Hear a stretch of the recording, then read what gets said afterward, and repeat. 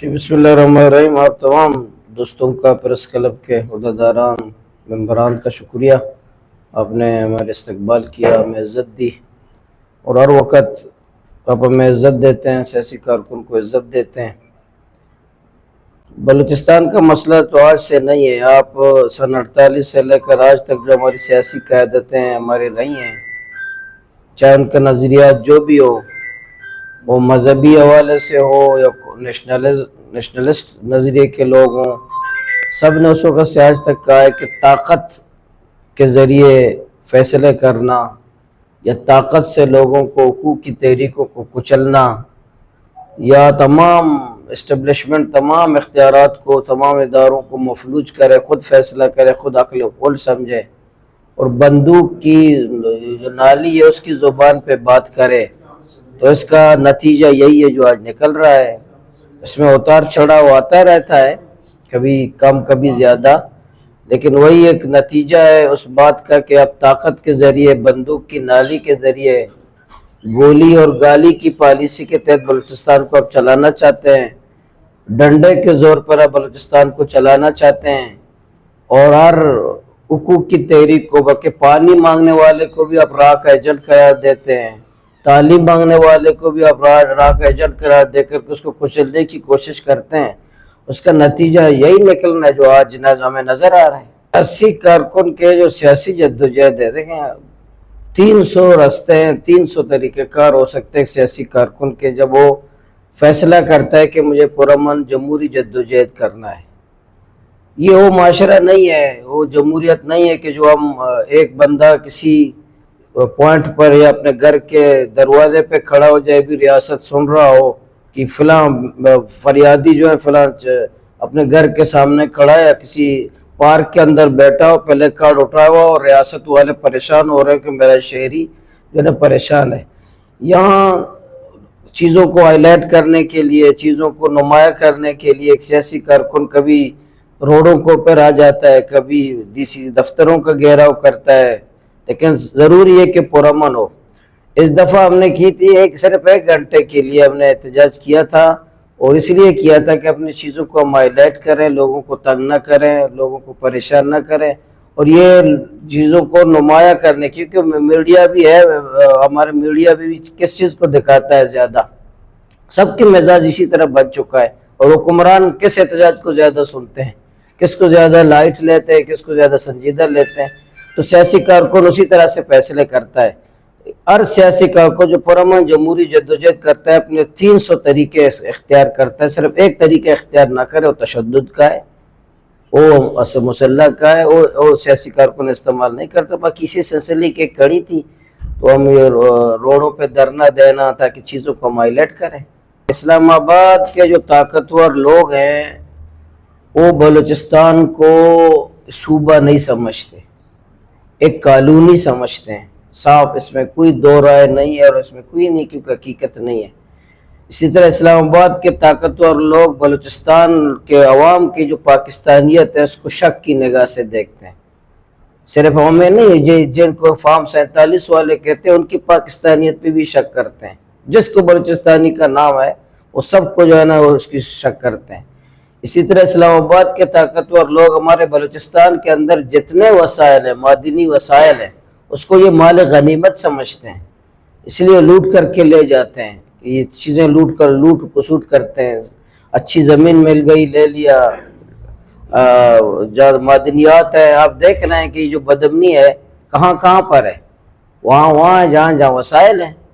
تو اس لیے اسلام آباد کے لوگ جو غاصب لوگ بیٹھے ہیں، طاقتور لوگ بیٹھے ہیں، وہ بلوچستان کے عوام میں ابھی ملا تھا، اسلام آباد میں ایک وفاقی وزیر سے ملے تھے ابھی 10 دن پہلے، تو اس وفاقی وزیر کا تعلق مسلم لیگ نون سے تھا، تو ہمارے ایک ایم پی اے صاحب نے کہا اس سے کہ بلوچستان کے حالات بہت خراب ہیں اور بلوچستان بہت خطرناک صورتحال تک پہنچ چکا ہے، خدا نخواستہ کل بلوچستان کے حالات جو ہے نقشے سے آپ کی چلا جائے فلاں۔ تو اس وفاقی وزیر صاحب نے کہا کہ آپ نے جو ہمارے ایم پی اے صاحب کو اس نے جواب دیا کہ آپ نے جو کہا ہے کہ بلوچستان علیحدہ ہونا ہے، کوئی علیحدہ ملیحدہ نہیں ہوگا، اور بلوچستان کے شاید لوگ ہوں یا نہ ہوں لیکن سرزمین ہوگا. اس وفاقی وزیر کی 10 دن پہلے ہم سے بات تھی. یہ وہی ذہنیت تھی، وہی ذہنیت ہے جو کل 16 دسمبر 1971 کو بنگلہ دیش کے ساتھ تھا. بنگالیوں کی جو توہین کرتے تھے اور بنگال کی بات کرتے تھے اور بنگالیوں سے کوئی دلچسپی نہیں تھی. آج بھی یہ سرزمین کی بات کرتے ہیں لیکن سرزمین پہ بسنے والوں کی حقوق، ان کی عزت، ان کو روزگار، اس حوالے سے کوئی دلچسپی نہیں ہے. اسی وجہ سے اسلام آباد پر اعتماد نہیں ہے، بھروسہ نہیں ہے، لوگ ناراض ہیں، بیزار ہیں اسلام آباد کے طاقتور لوگوں سے. انہی پالیسیوں، انہی ذہنیت کی وجہ سے جو ہمیں کیڑا مکوڑا اور غلام سمجھتے ہیں، ہمیں آزاد قوم نہیں سمجھتے اسلام آباد کے طاقتور لوگ. تو اس وقت بھی احتجاجوں کو برداشت نہیں کیا جاتا تھا. ہم چہیتے، دیکھیں ہم چہیتے جماعت اسلامی کا میں کارکنوں ذمہ دار ہوں، تو ہمیں تو الزام لگائے جاتے چہیتوں کا، اور جو لوگ ہمیں الزام لگاتے ہیں چہیتے ہیں، وہ خود وزیر بنے، غزیر بنے، گورنر بنے، وزیر اعلیٰ بنے، عہدوں و منصبوں پہ رہے، اور ہمیں چہیتے کا الزام ہی. چہیتے بیچارے کبھی نہ وزیر بنے، نہ ہمیں عہدے منصبے دیے گئے. اس لیے ہم وہ یتیم چہیتے ہیں کہ ملتا کچھ نہیں ہے، نام ہمیں چہیتوں کا پڑتا ہے. تو ہم نے احتجاج کیا، ہم نے پرامن جمہوری مزاحمت کی، جدوجہد کی. اس وقت ہمیں کیوں چھوڑا، بعد میں کیوں نہیں چھوڑا، پھر ہمیں مارا کیوں، ہمیں قید کیوں کیا، ہمیں جیلوں میں کیوں ڈالا، ہمیں 302 کا مقدمہ پہ کیوں ڈالا، ہمیں سی ٹی ڈی کے حوالے کیا، ہمیں کرائم برانچ کوئٹہ کیوں لے گئے. تو اس لیے یہ ایسی باتیں ہیں کہ یہ سوال ان پہ بنتا ہے کہ مجھے کب کیوں چھوڑا، کب نہیں چھوڑا. تو یہ ان پالیسی ساز اداروں کا ہے. مجھے اتنا علم نہیں ہے کہ مجھے 1 مہینے کیوں چھوڑا پر بعد میں کیوں مارا. تو یہ سوالات تو انہی کو بنتا ہے. جب آپ کو موقع ملے بطور صحافی آپ ان سے پوچھ لیں کہ 2 مہینے مولانا دھرنا دیا اور آپ نے کیوں نہیں چھوڑ دیا اور بعد میں آپ نے کیوں مارا. باقی ہم سیاسی کارکن ہیں، ہم نے مشقتیں برداشت کی ہیں، اچھے ماحول بھی گزارتے ہیں، دھمکیاں برداشت کرتے ہیں، خوف کے ماحول میں کام کرتے، جیسے صحافی کرتے ہیں ہر سیاسی کارکن کرتا ہے.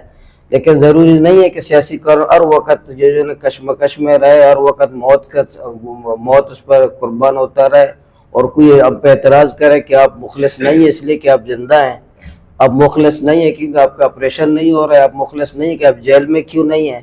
تو یہ جو ہماری ذہنیت ایک بن چکی ہے، یہ غلط اچھی ذہنیت نہیں ہے کہ کسی کے اگر جیل میں نہیں ہے تو اس کے اخلاص پہ کوئی شک کر دے، اگر وہ زندہ ہے تو اس کے اخلاص پہ شک کر دیں، اور مرنے کے بعد ہم کہیں کہ بہت مخلص آدمی تھا اور بہت اچھا انسان تھا، اور اس کی جو قصیدے ہیں، اس کا ممبر، اس کا پھولیں برسائیں اس پر. تو مخلص بندہ زندے میں بھی ہو سکتا ہے، اور موت کے بعد کسی کو لقب لینے کی ضرورت نہیں ہے. تو ہم نہ چہیتے تھے، ہم نہ چہیتے ہیں، ہم کوشش کریں گے کہ عوام کے چہیتے بن جائیں. یہ جو آپ نے بتایا یہ میرے علم میں تو نہیں ہے کہ آپ نے کہا کہ آپ کو بتایا گیا تھا، آپ نے وہ خطاب کرنا تھا اور آپ کو بتایا تھا کہ آپ گزر جائیں. اسے میرے علم حقیقت علم میں نہیں، آپ نے میرے علم میں اضافہ کیا ہے کہ جو ہے میرے ویسے گوادر میں ایک پروگرام پہلے سے تھا، میں نے ساتھیوں سے کہا، لیکن گوادر میں جب پروگرام ہوا تو میں نے وہ خطاب کیا، وہ میں شریک تھا، گوادر پریس کلب ریلی میں میں شریک تھا، وہ موجود تھا، میرے ساتھی موجود تھے. لیکن یہ تربت والا کہ مجھے کہا گیا تھا، کسی نے مجھے کہا تھا، مجھے وہ جو مارنگ الیکشن سے پہلے مارنگ اسلام آباد میں دھرنا دے رہی تھی تو اس وقت مجھے کہا گیا تھا کہ مت جائیں، کہا گیا تھا، باقاعدہ کہا گیا تھا کہ آپ اسلام آباد مت جائیں.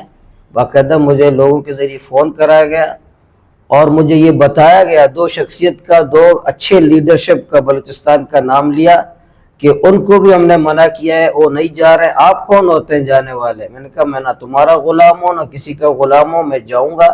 میں الیکشن سے پہلے الیکشن کمپین چل رہا تھا، میں گیا اسلام آباد گیا، وہ مارنگ کے دھرنے میں گیا. اس وقت مجھے بالکل کہا گیا تھا. لیکن یہ نہیں ہے کہ ہم کسی کے پیرول پہ چلتے ہیں، کسی کی ہدایت پہ چاہو. الیکشن مہم چل رہا ہے، ابھی پولنگ نہیں ہوا، ورنہ میں اگر مجھے کوپ ہوتا کہ مجھے ایم پی شپ میرا چلا جاتے تو اس وقت میں نہیں جاتا مارنگ کے دھرنے میں اسلام آباد. ابھی تو ایم پی ہوں، اس وقت میں نے ان کی بات نہیں مانی، آج ان کی بات مانوں گا کہ فلاں جگہ جاؤ فلاں جگہ مت جاؤ. اس لیے مجھے علم نہیں ہے.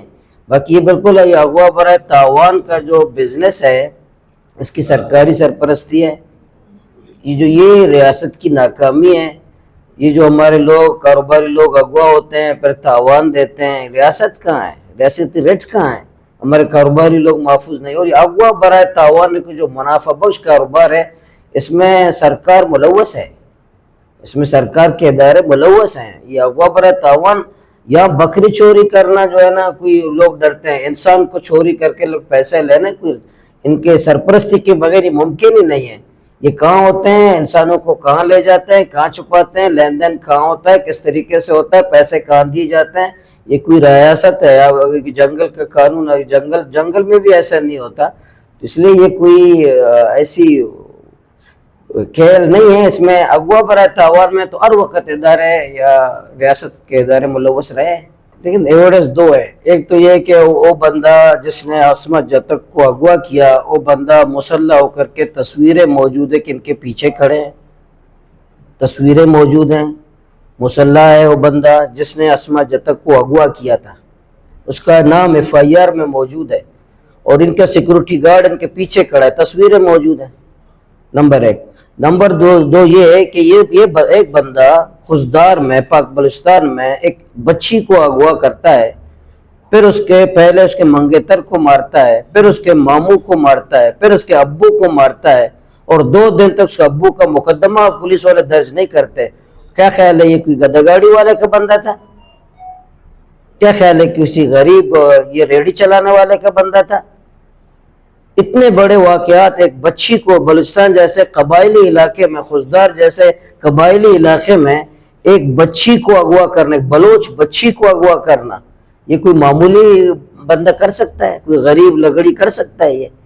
اور یہ بھی رپورٹس ہیں کہ یہ جو لوگ مارنے کے بعد بھی انہی کے گھروں میں چھپے ہیں، پولیس پریشر میں تھا، پولیس کو پریشر ڈالا گیا تھا، اس لیے یہ کوئی جھوٹی بات نہیں ہے، سب گواہ ہیں، لوگ ڈرتے ہیں، پارلیمنٹ کے اندر لوگ ڈرتے ہیں، وہاں لوگ ڈرتے ہیں، اس لیے میں نے صاف کہا اور اب بھی کہہ رہا ہوں کہ یہ وہاں اغوا عصمت جتک کو اغوا کرنے والا، اس کے منگیتر کو مارنے والے، اس کے ماموں کو مارنے والے، اس کے ابو کو مارنے والے چیف آف جالاوان کے گھر میں ہوتے ہیں، اور آج بھی ان کے گھر میں۔ ٹھیک ہے، بالکل ٹھیک ہے۔ اس بارڈر کی بندش سے ہمارے بلوچستان کے تقریباً ایک اندازے کے مطابق 25 لاکھ کم و بیش لوگ متاثر ہیں، 25 لاکھ بالواسطہ بلا واسطہ، دکاندار ہیں، گاڑی والے ہیں، ڈرائیور ہیں، میکینک ہیں، مزدور ہیں، سب متاثر ہیں۔ میں حیران ہوں حکومت سے یا کہ پالیسی ساز اداروں سے، ان کے کرتا دھرتاؤں سے، یہ ڈرامہ بازیاں کرتے ہیں، آتش بازی کا ملک کی حفاظت کے لیے آتش بازی کر رہے ہوں گے، ملک کی حفاظت کے لیے راشن تقسیم کر رہے ہوں گے۔ ابھی ہمیں راشن نہیں دو، 10 کلو چینی تقسیم کرتے ہیں۔ اللہ کے بندے، ان اداروں سے میں کہتا ہوں کہ گوادر کو، مکران کو، بلوچستان کے لوگوں کی عزت نفس دیکھو، ہمیں 10 کلو چینی، 10 کلو آٹا کی کوئی ضرورت نہیں ہے جو آپ ہمیں دیتے ہو۔ اب بارڈر کھول دے، ہمیں روزگار کرنے دو۔ اب کیوں یہ ڈرامہ بازیاں کرتے ہو اور یہ ایسی پالیسیاں، ایسے فیصلے کیوں کرتے ہو؟ آپ نے اسمبلی میں دیکھا ہوگا، اس پہ میں نے سخت بات کی تو اسپیکر نے مجھے کہا کہ یہ جو نوجوان ہیں جو ہے، یہ نوجوان مودی پیسہ دیتا ہے ان کو، بلوچستان کے جو نوجوان ہیں مودی پیسہ دیتا ہے۔ میں نے کھڑے ہو کے کہا کہ بلوچستان کے نوجوانوں کو بقول آپ کے اگر مودی پیسہ دیتا ہے تو شہباز شریف کے پیٹ میں درد ہوگا، وہ پیسے دے دے۔ ہمارے نوجوانوں کو پیسہ دینے کی ذمہ داری مودی کی تو نہیں ہے، شہباز شریف کی ہے نا، آئین پاکستان میں درج ہے۔ کیا ہمارے نوجوانوں کو صرف کلاشنکوف کی گولی سینے میں مارو؟ ان کا پیٹ نہیں ہے، ان کا پیٹ کی ضرورت کون پورا کرنے والا ہے؟ اس کی کیا آئین پاکستان کس کی ذمہ داری لگاتا ہے؟ باقی لوگوں کو بھوکا رکھ کر آپ محب وطن نہیں بنا سکتے، لوگوں کو پیاسا رکھ کر لوگوں کو محب وطن نہیں بنا سکتے۔ اللہ کے نبی کی حدیث میں نے اسمبلی میں پڑھ کر سنائیے کہ اللہ کے نبی نے فرمایا کہ فقر اور محتاجی سے انسان اللہ اور رسول کے باغی بنتے ہیں، اور ریاست کے کیسے باغی نہیں بنائیں گے؟ لوگوں کو اب کی تمام فیصلے لوگوں کو بھوکا رکھنا ہے، لوگوں کو روزگار بند کرنا ہے، لوگوں کو تڑپانا ہے، لوگوں کو بھوکا پیاسا رکھ کر کے آپ لوگوں کو قید کرنا چاہتے ہیں، اور آپ سمجھتے ہیں کہ لوگ پھر ملک ریاست بھی محفوظ ہو جائے اور لوگ محب وطن بھی ہو جائیں۔ یہ بالکل نہیں ہو سکتا۔ جتنا زیادہ لوگوں کو بھوکا رکھو گے اتنا زیادہ لوگ باغی ہوں گے، بغاوت ہوں گے۔ اور اس فیصلے کو، بارڈر کی بندش کے فیصلے کو میں سمجھتا ہوں یہ ملک دشمنی میں اس کو سمجھتا ہوں کہ جو فیصلے کر رہے ہیں پاکستان کے دشمن ہیں، جو یہ فیصلے کر رہے ہیں کہ بارڈر بند ہو، 25 لاکھ لوگوں کے معاش کو بند کرنے والا پاکستان کے دوست نہیں ہے، وہ پاکستان کے دشمن ہے۔ اور پشتون اور بلوچ قوم کے بھی دشمن ہیں، دونوں کے دشمن ہیں یہ جو فیصلے کرتے ہیں بارڈر کی بندش کا۔ میں اسمبلی میں کئی بار بات بھی کی، اور یہاں جتنے ہمارے مکران کے اور بارڈر کے رہنے والے ایم پی ایز ہیں سب کے پاس میں فردن بھی گیا ہوں، سب کے پاس الگ الگ میں گیا ہوں۔ آپ کو یاد ہوگا میں نے پہلے کارڈ بھی اسمبلی میں بنائے تھے، سب کے میں نے خود جا کر کے ٹیبل میں جا کے سب کے میں نے ہاتھ میں دیے، پہلے کارڈ بنا کر کے بارڈر کھولو سب کے ہاتھ میں نے خود دیے ہیں۔ سب کے پاس میں گیا ہوں جتنے بارڈر میں ایم پی ایز بھائی آ کے میں اور آپ متحد ہوتے بارڈر کھولنے کے لیے، لیکن بہت سارے لوگوں کی ماشاءاللہ مجبوریاں ہیں اور مسائل ہیں، مجبوریاں ہیں، چیزیں ہیں، وہ اس طرح کھول کے بات نہیں کر سکتے۔ لیکن آپ کی بات بالکل درست ہے، اگر اس میں جتنا زیادہ کام ہونا چاہیے، جتنی زیادہ مزاحمت ہونی چاہیے، نہ سیاسی جماعت کر رہے ہیں نہ عوام کی سطح پر اس طرح کا تکلیف عوام میں بہت ہے، لیکن اس طرح کی مزاحمت نہیں ہے جو ہونی چاہیے۔ یہ آج کل چل رہا ہے، مختلف سوالات چل رہے ہیں سوشل میڈیا میں چل رہا ہے، جو انتظامی یونٹ ہے نا، انتظامی یونٹ کا جتنا زیادہ چھوٹا کرنا، بڑا کرنا، ڈسٹرکٹ بنانا، جیسے ابھی کیچ کو تقسیم کیا تو بنایا، کل کو مزید تقسیمی ہو سکتا ہے۔ انتظامی یونٹ بنانا، اسی طرح صوبے بنانا بذات خود کوئی بری چیز تو نہیں ہے، جیسے یہاں لوگ لڑ رہے ملک بنانے کی بات بھی کر رہے ہیں نا، کوئی اختلاف کرے گا کوئی حمایت کرے گا، یا جس طرح صوبے بنانا۔ تو پنجاب ہے، آپ پڑھیں، آپ پڑھے لکھے ساتھی ہیں، آپ اسٹڈی کرتے ہیں، جو پنجاب ہے، پنجاب 170 ملک پنجاب سے چھوٹے ہیں، 170 ملک پنجاب سے چھوٹے ہیں۔ دنیا میں وہاں صدر و وزیر اعظم ہوتا ہے، اور ہمارے ایک صوبہ ہے۔ ہمارا یہ انتظامی یونٹ ابھی دنیا میں دیکھیں، یہ ایران ہمارے ساتھ ہے، بنگلہ دیش ہم سے آزاد ہوا ہے، چائنا ہمارے ساتھ ہے، افغانستان ہے، وہ کتنے صوبے ہیں۔ صوبے بننا کیا ملک دشمنی ہے؟ صوبے بننا کون سا علاقے دشمنی ہے؟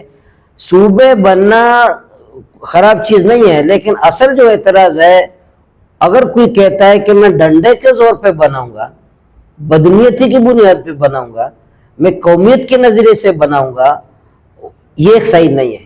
یہ سیاسی لوگوں کا کام ہے، یہ اسمبلی کا کام ہے، یہ پارلیمنٹ کا کام ہے، یہ کابینہ کا کام ہے، یہ اتفاق رائے کا کام ہے۔ تمام لوگ، ہم سیاسی لوگ اتفاق رائے سے جو ترتیب بناتے ہیں یہ قابل قبول ہے، لیکن اگر کوئی کہتا ہے کہ میں ڈنڈے کے زور پر ترمیم کے ذریعے سے میں لاؤں گا، پھر یہ اچھے کام بھی متنازع کا شکار یہاں ہوتا ہے، اچھے کام پہ بھی لوگ تنقید کرنے لگتے ہیں۔ اس لیے ہمارا یہ ہے کہ اگر کوئی کام کرنا بھی ہو اس کو اتفاق رائے سے ہونا چاہیے، اس کو ہم کریں، ہماری کام ہے، یہ کسی طاقتور کا بندوق والے کا کام نہیں ہے، یہ ہمارا کام ہے۔ اب اس پہ سوچیں، جہاں ڈسٹرکٹ کی ضرورت ہے، حقیقتاً سیاسی نہیں، لوگوں نے سیاسی بنیاد پر ضلع بنائے، ضلع کے لائق ہی نہیں ہے، جہاں ضلع بنانے چاہیے وہ نہیں بنائے گئے، سیاسی بنیاد پر ضلع بنتے ہیں، سیاسی بنیاد پر ڈویژنیں بنتے ہیں۔ اسی طرح صوبے بھی سیاسی بنیاد پر نہیں بننے چاہیے، اگر بنتے ہیں کبھی بیٹھیں، پورے ملک کے چیزیں جائزہ لے لیں، کہاں ضلعوں کی ضرورت ہے، کہاں ڈویژنوں کی ضرورت ہے، کہاں صوبوں کی ضرورت ہے، اتفاق رائے سے سیاسی جماعتیں بیٹھ جائیں، فیصلے کریں، اس کو وہ طاقتور لوگوں کے حوالے نہ کریں۔ اس لیے یہ کوئی بری بات، یہ لوگ ایسے کرتے ہیں کہ جیسے صوبے بننا بہت بری بات ہے، جیسے گناہ کبیرہ ہے، جیسے کوئی بول کے شجر ممنوع ہے، اس پہ بات نہیں ہو سکتی۔ کیوں بات نہیں ہو سکتی؟ بالکل بات ہو سکتی ہے۔ بل تو لانے سے پہلے میں یہی کہہ رہا ہوں کہ بل کون لائے گا؟ بل بہت آخری بات ہے بل لانا، پہلے تو بندہ بیٹھے، سیاسی لوگ بیٹھے، سیاسی جماعت بیٹھے، ہم کابینہ بیٹھے، ہم منتخب لوگ بیٹھے، جو پارلیمنٹ میں نہیں ہیں پارٹیاں وہ بھی بیٹھے، سب بیٹھ کے ہم اتفاق رائے، اور بل کی بات بہت آخری ہے کہ آ جائے، جب یہ چیزیں باتیں آئے گی ہمارے سامنے، ہم فیصلہ کریں گے کہ ہمیں کیا کرنا چاہیے۔ دیکھیں، میں تو پاکستان کی ریاست کے اندر سیاست کرنے والا آدمی ہوں، اس کے بڑے خدشات ہیں کہ اگر کیا ہوتا ہے، لیکن جو اگر یہ ہوتا ہے، جو میرا فیصلہ ہے، میں تو ظاہر جماعت اسلامی سے ہوں، جماعت اسلامی کی جو قیادت فیصلہ کرے گی، میں بطور سیاسی کارکن میں اس کے حق میں نہیں ہوں، یا کل کو کیا ہوتا ہے، کتنے جھگڑے ہوتے ہیں، کیا فسادات ہوتے ہیں، کیا مسائل ہوتے ہیں، یا کتنے سردار ہوں گے، اس کا نقشہ کیا ہوگا، کس طرح ہوگا۔ یہ نواب اسلم صاحب سے میں نے ایک دن پوچھا کہ پھر اب کیا ہوگا، اس نے کہا بہت بڑا خونریزی ہو سکتا ہے، بہت بڑا مسئلہ ہو سکتا ہے، ہم فیڈریشن نہیں چھوڑ سکتے۔ اس لیے میں تو سیاسی کارکن ہوں، میں تو ان سے میں نے مشورہ کیا ہے، نہ میرا ساتھ کوئی گپ شپ کیا ہے، تو ایک تو فیصلہ میں اس وقت کروں گا، لیکن میں فساد دیکھ رہا ہوں کہ فساد، بہت بڑا فساد ہوگا، تو میں فیصلہ پہ ریفرنڈم کے وقت فیصلہ کروں گا۔ بالکل ہمارے صحافیوں نے بلوچستان میں بہت قربانیاں دی، قربانیاں بہت چھوٹی لفظ ہے، شہادتیں دی، اپنی جان کی قربانی دی، اور بلوچستان کے صحافی جس معاشی بدحالی میں، معاشی پریشانی میں گزار بسر کر رہے ہیں، وہ خراج تحسین کے مستحق ہیں۔ جو ہمارے صحافی بھائی جس مشکل حالات میں، اور آج کے بلوچستان میں سچ لکھنا، صحیح بات نشاندہی کرنا، صحیح تجزیہ کرنا، کوئی صحافی ہم سیاسی کارکنوں کے بارے میں تبصرہ کرے بھی تو ان کو لوگ ہم سب سے ناراض ہو جاتے ہیں، اس کو دھمکیاں دینے لگ جاتے ہیں۔ مسلح اسلحہ والا تو الگ ہے کہ اس پہ کوئی بندہ تبصرہ کرے۔ آپ شہید لکھتے ہیں بھی آپ پہ مشکلات ہیں، آپ ہلاکت لکھتے ہیں بھی آپ کے ساتھ مشکلات ہیں، آپ جام باغ لکھتے ہیں بھی آپ کے ساتھ مشکلات ہیں۔ آپ حیران ہوتے ہیں کہ میں شہید لکھوں، جام باغ لکھوں یا ہلاک لکھوں۔ تو میں حکومت سے مطالبہ کرتا ہوں کہ جو ہمارے جتنے صحافی ہیں ان کی باقاعدہ سرپرستی کی جائے، ان کے رہائش کے مسائل حل کیے جائیں، ان کے معاش کے مسائل حل کیے جائیں، ان کی تحفظ کے لیے یقینی بنایا جائے، ان کے جو پیشہ ورانہ کام ہے اس کی سرپرستی کی جائے، ان کو وسائل دیے جائیں۔ یہ بھی ایک ستون ہے ہمارے ملک کا، اور یہ رضاکارانہ میں بہت صحافیوں کو جانتا ہوں پورے بلوچستان کے، پکیج کے، گوادر کے، اور جس حالت میں، جس کرب میں، جس مشکلات میں کام کرتے ہیں ان کو شاباش ہیں۔ اور بلوچستان میں تو تعداد تو کتنی بڑی تعداد ہے کہ انہوں نے جانیں شہادتیں ہوئی ہیں اور شہید ہوئے ہیں۔ تو میں صحافیوں کے کردار کو شاندار نگاہ میں دیکھتا ہوں، ان کو خراج تحسین پیش کرتا ہوں، اور حکومت سے مطالبہ کرتا ہوں ہمارے جتنے صحافی ہیں وہ سب کی سرپرستی کی جائے، ان کا تحفظ یقینی بنا جائے، ان کے معاشی مشکلات حل کیے جائیں، ان کے رہائش کے مشکلات حل کیے جائیں۔